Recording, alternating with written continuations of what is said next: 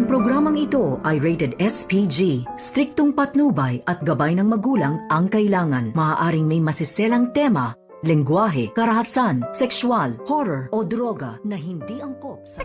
Sa labas lang yan eh. Actually po, hindi na po pinasasama ni Sir Pepe si Zoe Tanyag sa last will and testament niya. What?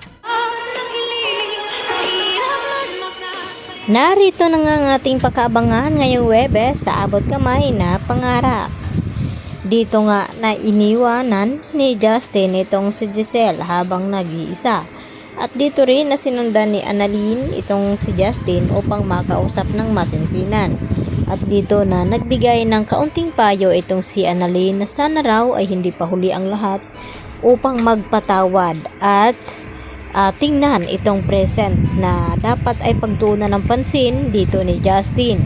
At hindi lang iyon, nagbigay pa ng tsokolate itong si Annalyn upang makakagaan daw sa loob dito ni Justin. At kapag hindi daw niya ito kainin, ay pwede naman niyang ibalik dito kay Annalyn. At nagtanong itong si Justin na kung papaano daw napatawad ni Annalyn itong kanyang tatay na si RJ. At dito na ipinaliwanag dito ni Annalyn kay Justin na mas gustuhin niya magpatawad kaysa hindi makumpleto ang puso dito ni Annalyn na magkaroon nga ng galit dito sa kanyang ama. Dahil tao lamang itong si Annalyn na kinakailangan magpatawad. Subalit ang sagot ni Justin sa kanya na magkaiba naman daw sila ng dinanas dahil ipinamigay siya ng kanyang ina at itong si Annalyn ay hindi. Kaya naintindihan ni Annalyn ang pinagdadaanan ngayon ni Justin.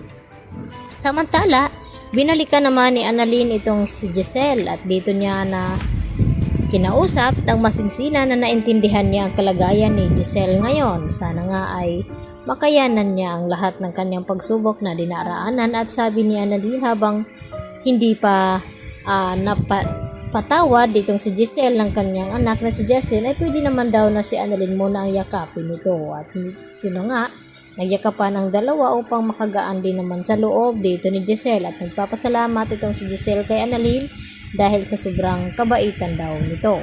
At maya-maya nga ay sinabi ni Giselle kay Annalyn na gusto daw niyang mapag-isa dahil gusto niya makapag-isip-isip. At umalis naman itong si Annalyn at maya-maya din dumating itong si RJ at may dalang puto bongbong at bibingka na kanilang paborito daw noon ni Giselle at RJ.